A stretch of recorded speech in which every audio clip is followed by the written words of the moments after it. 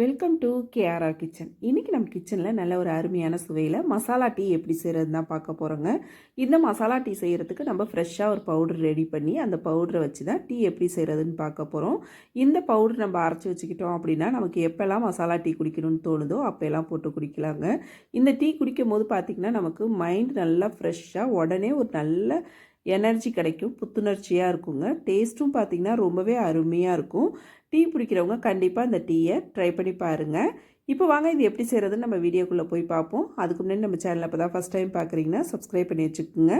கூடவே bell simple press பண்ணி ஆளுங்கிற ஆப்ஷனையும் ப்ரெஸ் பண்ணி வச்சுக்கோங்க. அப்போ தான் நான் போகிற வீடியோஸ் எல்லாம் உங்களுக்கு தொடர்ந்து நோட்டிஃபிகேஷனில் ஒன்றுக்கு ஒன்றே கிடச்சிக்கிட்டு இருக்கும். இப்போ வாங்க இந்த மசாலா டீ பவுடரும் அதை பயன்படுத்தி டீ எப்படி செய்கிறதுன்னு பார்த்துடலாம். இப்போ மசாலா டீ பவுடர் செய்கிறதுக்கு அடுப்பில் ஒரு கடாய் வச்சுருக்கேன். அதில் 2 டேபிள் ஸ்பூன் அளவுக்கு ஏலக்காய் சேர்த்துக்கிறேன், 1 டேபிள் ஸ்பூன் அளவுக்கு மிளகு சேர்த்துக்கிறேன், 1 டீஸ்பூன் அளவுக்கு கிராம்பு, 1 டீஸ்பூன் அளவுக்கு சோம்பு, சின்னதாக பட்டை ஒரு 3 பட்டை எடுத்திருக்கேன். சுக்கு பார்த்திங்கன்னா ஒரு 10 கிராம் இருக்கும், சின்னதாக இருக்குது, ஒரு 4 பீஸ் எடுத்திருக்கேன். அப்புறம் பார்த்திங்கன்னா ஜாதிக்காயை 4ஆக உடச்சி அதில் ஒரு பாதி மட்டும் எடுத்து வச்சுருக்கேன். முழு காயும் சேர்க்கக்கூடாது, கம்மியான அளவு சேர்த்தோம்னா போதும். அப்புறம் இது கூடவே பார்த்திங்கன்னா 2 கருப்பு ஏலக்காய், ஒரே ஒரு ஸ்டார் பூ சேர்த்துருக்கேன். இப்போ இது எல்லாத்தையும் பார்த்திங்கன்னா நல்லா வறுத்து எடுத்துக்கணும். இது கூடவே பார்த்திங்கன்னா துளசி செடியில் இருக்கும்ல விதை பகுதி, அதை கொஞ்சமாக எடுத்து வச்சுருக்கேன். இப்போ எல்லாத்தையும் சேர்த்து நல்லா சூடு வர வரைக்கும் வறுத்து விட்டோம்னா போதும். நல்லா வறுபட்டதுக்கு அப்புறம் பார்த்திங்கன்னா நல்லா கமன் வாடை வரும், அது வரைக்கும் வறுத்து எடுத்துக்குங்க. நல்லா வறுபட்டதுக்கு அப்புறம் இதை ஆற வச்சு எடுத்துகிட்டு அதுக்கப்புறம் நம்ம பவுட்ரு பண்ணிக்குவோம். இந்த சுக்கு வந்து பார்த்திங்கன்னா இடித்து எடுத்துக்குங்க, ஏன்னா மிக்ஸி ஜாரில் அரைப்படாது. இடிச்சிட்டு இது போல் சின்ன சின்னதாக பிச்சுட்டு சேர்த்துக்குங்க, அப்போ தான் ஈஸியாக பவுட்ரு உங்களுக்கு நல்லா அரைப்பட்டு வரும். இப்போ நல்லா நைஸாக அரைச்சி எடுத்துக்குவோம். மிக்ஸி ஜாரு ஈரம் இல்லாத அளவுக்கு பார்த்துக்குங்க. இப்போ பாருங்கள், பவுட்ரு நல்லா நைஸாக அரைச்சி எடுத்துகிட்டு வந்துட்டேன். அப்படியே ஒரு வாசனைங்க இதை அரைக்கும் போது.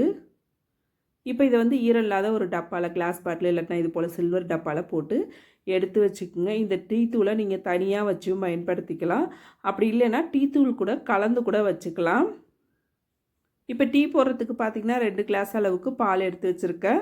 இது பாக்கெட் பாலுங்கிறதுனால 1.5 கிளாஸ் வந்து பாலும் 1/2 கிளாஸ் வந்து தண்ணியும் சேர்த்து வச்சுருக்கேன். நீங்கள் பசும்பாலில் செய்கிறீங்கன்னா தண்ணி சேர்க்காமல் போடுங்க, அப்போ தான் டீ நல்லாயிருக்கும். இப்போ பால் நல்லா பொங்கினதுக்கப்புறம் அடுப்பை சிம்மில் வச்சுக்குங்க. இப்போ இதில் ஒரு 2 டீஸ்பூன் அளவுக்கு டீ தூள் சேர்த்துக்கிறேன். டீ தூள் வந்து பார்த்திங்கன்னா ப்ளெயினாக உள்ள டீ தூள் எடுத்துக்குங்க. இது கூட வந்து ஏலக்காய் இதெல்லாம் சேர்த்து நமக்கு கிடைக்கும், அந்த டீ தூள்லாம் இல்லாமல் ப்ளெயினாக உள்ள டீ தூள் எடுத்துக்குங்க. நான் இன்றைக்கி வந்து பார்த்திங்கன்னா சக்கரை கோல் டீ தூள் எடுத்திருக்கேன். இது கூடவே நம்ம அரைச்சி வச்ச மசாலா பவுட்ரு பார்த்திங்கன்னா ஒரு 1/4 டீஸ்பூன் அளவு போட்டால் போதும். 2 பேருக்கு டீ வந்து பார்த்திங்கன்னா 1/4 டீஸ்பூன் போட்டால் போதும், அதிகமாக சேர்த்துற வேணாம். டீ மசாலா பவுட்ரு வந்து அதிகமாக சேர்த்துட்டிங்க அப்படின்னாக்கா குடிக்கிறதுக்கு நமக்கு கொஞ்சம் இதாக இருக்கும், தொண்டையை பிடிக்கிற மாதிரி இருக்கும். அளவாக சேர்த்து செய்யும் போது இதோட டேஸ்ட்டு ரொம்பவே அருமையாக இருக்கும். நான் சொன்ன அளவுகளோடய செய்யுங்க. இதிலே வந்து பார்த்திங்கன்னா ஒரு 3 டீஸ்பூன் அளவுக்கு சர்க்கரை சேர்த்துக்கிறேன். சேர்த்து நல்லா கலந்து விட்டுக்கிறேன். டீ தூள் சேர்த்ததுக்கப்புறம் நல்லா ஒரு 5 நிமிஷத்துக்கு கொதிக்க வைங்க. டீ நல்லா தூள் நல்லா கொதித்து இது போல் நிறம் மாறி வரணும். இப்போ டீயை நம்ம ஒரு பாத்திரத்துக்கு வடிகட்டி எடுத்துக்குவோம். டீ பாருங்கள், கலரும் எந்த அளவுக்கு சூப்பராக இருக்குது, அதே போல் மனமும் அருமையாக இருக்குங்க. இப்போ டீயை வந்து பார்த்திங்கன்னா நம்ம டீ குடிக்கிற கிளாஸுக்கு மாற்றிக்கும். நல்ல வாசனையாக சுவையாக ரொம்ப அருமையாக இருக்கும். நான் சொன்னது போல் ட்ரை பண்ணி பாருங்கள். இந்த மசாலா டீ தூள் வந்து நீங்கள் டீ தூளோடு கலந்து வைக்கிறீங்க அப்படின்னாக்கா ஒரு 100 கிராம் டீ தூளுக்கு வந்து 1 டேபிள் ஸ்பூன் அளவுக்கு கலந்து வச்சிங்கனாலே போதும். நல்ல வாசனையாகவும் இருக்கும், சுவையாகவும் இருக்கும். ரொம்ப அதிகமாக சேர்த்துற வேணாம், கம்மியான அளவு சேர்த்து செஞ்சு பாருங்கள், அருமையாக இருக்கும்.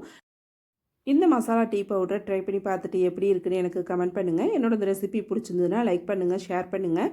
மறக்காமல் நம்ம கேஆர்ஆர் கிச்சனை சப்ஸ்கிரைப் பண்ணி வச்சுக்கோங்க. நாளைக்கு வேறொரு ரெசிபியோடு சந்திப்போம். தேங்க்ஸ் ஃபார் வாட்சிங்.